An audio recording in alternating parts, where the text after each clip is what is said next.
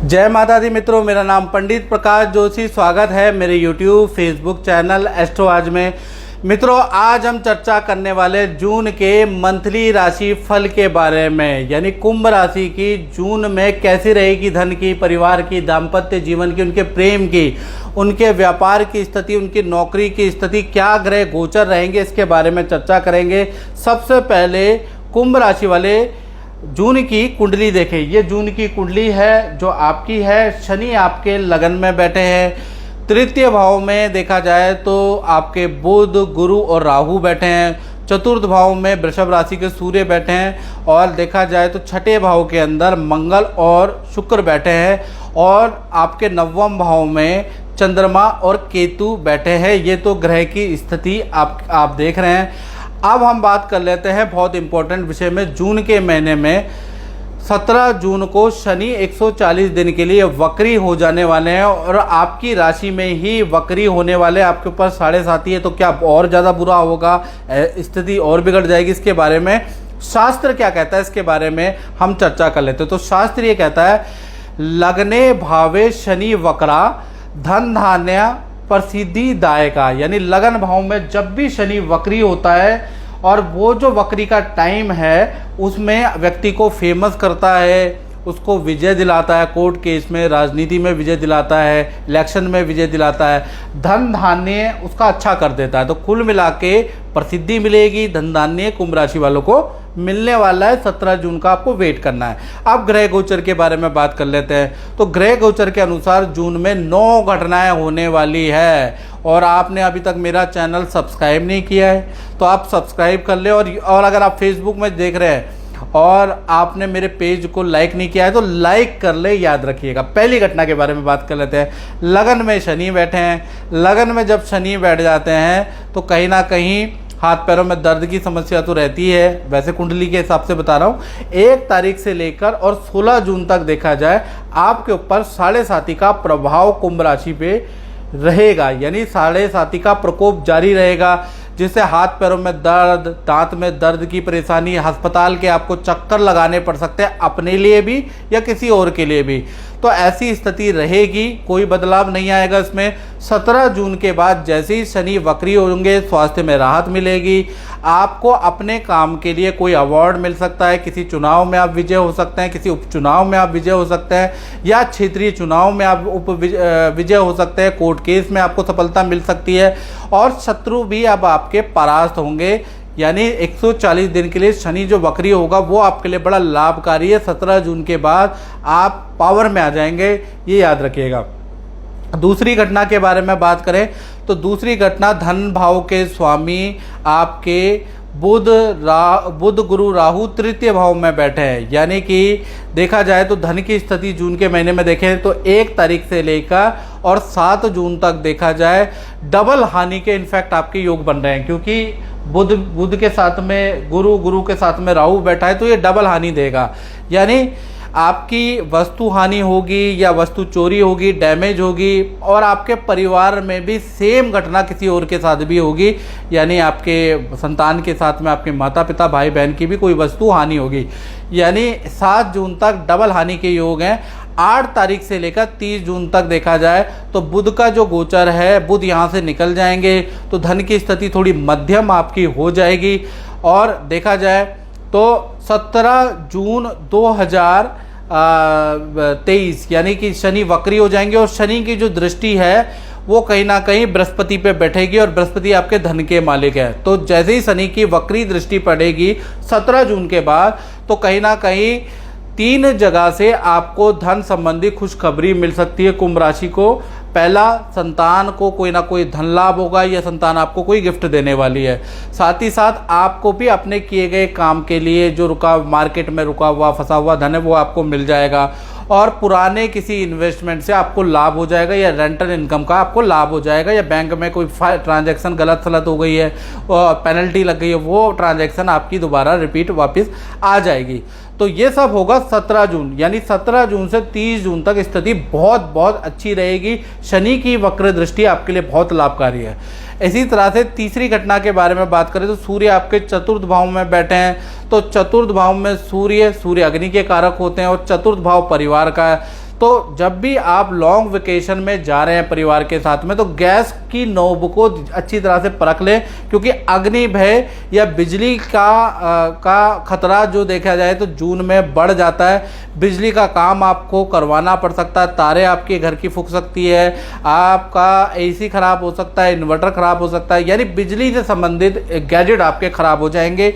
और कहीं दूर जा रहे हैं परिवार के साथ में, तो आपको क्या करना है, गैस को भली प्रकार से देखना है, क्योंकि 1 तारीख से लेकर 15 जून तक यदि आप ट्रैवलिंग कर रहे हैं परिवार के साथ में, तो ये 2 चीज़ों को ध्यान रखें। इसके बाद सूर्य का गोचर मिथुन राशि में हो जाएगा, खतरे वाली बात टल जाएगी। चौथी घटना के बारे में बात करें तो चौथी घटना का जो संबंध है वो स्टूडेंट से है, विद्यार्थियों से है, वो ध्यान से सुने। तो देखा जाए तो 1 तारीख से लेकर और 7 जून तक देखा जाए, संतान के लिए स्थिति बहुत अच्छी नहीं है, स्टूडेंट के लिए स्थिति बहुत अच्छी नहीं है। चाहे छोटी संतान हो चाहे स्टूडेंट हो, उनकी कोई वस्तु चोरी गुम हो सकती है, या पैसा उनका चोरी हो सकता है, पता ही नहीं चलेगा किसने ले लिया, या ऐसा हो सकता है स्कूल में चोरी हो सकता है, घर से चोरी हो सकता है, आपकी कोई वस्तु निकल सकती है। तो ऐसा योग नज़र आ रहा है। उसके बाद देखा जाए 8 तारीख से लेकर 30 जून तक अगर हम देखें तो बुध जो है कहीं ना कहीं वृषभ राशि के अंदर और फिर मिथुन राशि के अंदर जून के महीने में ही गोचर करने वाले हैं, यानी दोनों स्थिति में स्टूडेंट और विद्यार्थी का भद्र योग एक्टिव रहेगा। यानी कि जो छोटी संतान है उनके मामा मामी के घर जाने के, नाना नानी के घर जाने के योग बनते हैं। छोटी संतान का मतलब एक साल से लेकर 17 साल। और जो बड़ी संतान है उनका नया एडमिशन बनता है, नई एक्टिविटी में वो पार्ट करेंगे, या बड़ी संतान है 18+ संतान है, उनके करियर में अच्छी ग्रोथ होगी, कोई ईमेल ऐसा आएगा जिससे कि आपका सिलेक्शन हो जाएगा, कोई गुड न्यूज़ आपको स्टूडेंट को मिल सकती है, बड़ी संतान को मिल सकती है, कोई गिफ्ट भी आपको मिल सकता है। तो कुल मिला के अगर देखा जाए 8 तारीख से 30 जून तक छोटी और बड़ी संतान के लिए, स्टूडेंट के लिए लाभकारी स्थिति बुध की रहेगी। अब बात करते हैं 5वीं घटना की। 5वीं घटना के बारे में उनको ध्यान देना है जो कि प्राइवेट या गवर्नमेंट जॉब करते हैं, उनको विशेषतया ध्यान रखनी है जो मैं बात बताऊंगा। तो कहीं ना कहीं 6ठे भाव में मंगल और राहु बैठे हैं और दोनों ही बहुत अच्छी स्थिति में नहीं है। मंगल तो नीच के बैठे हैं, शुक्र जो है शत्रु भाव में बैठे हैं। तो 1 तारीख से लेकर 16 जून तक देखा जाए ऑफिस के अंदर वाद विवाद हो सकता है, मित्रों से वाद विवाद हो सकता है, अधिकतर आपके ऑर्डर कैंसिल हो सकते हैं। बड़ा स्ट्रगलिंग टाइम आपका करियर में रहने वाला है।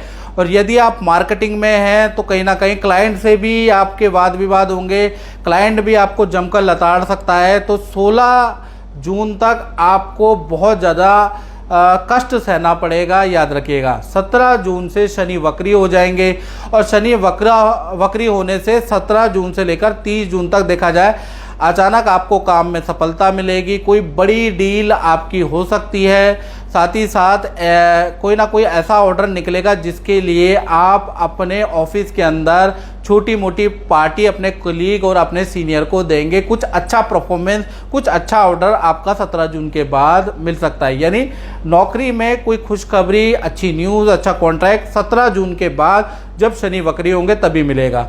6ठी घटना के बारे में बात करें तो सप्तम भाव के स्वामी, और जो सप्तम भाव होता है कुंभ राशि का, वो लव कपल के लिए बड़ा इंपॉर्टेंट है और पति पत्नी के लिए बड़ा इंपॉर्टेंट है। तो सप्तम भाव के स्वामी 4th भाव में बैठे हैं सूर्य। तो देखा जाए तो लव कपल हो या पति पत्नी हो, तो 1 तारीख से लेकर और 14 जून तक देखा जाए पार्टनर कई प्रकार से परेशान रहेगा। एक तो माता पिता या सास ससुर से अनबन से परेशान रहेगा, या माता पिता की हेल्थ से परेशान रहेगा, पार्टनर के वाहन पे खर्चा आ जाएगा, और पार्टनर अगर वर्किंग है तो उनका सीनियर से मनमुटाव रहेगा। तो कुल मिला के कई प्रकार की टेंशन से ग्रसित रहेगा आपका पार्टनर 14 जून तक।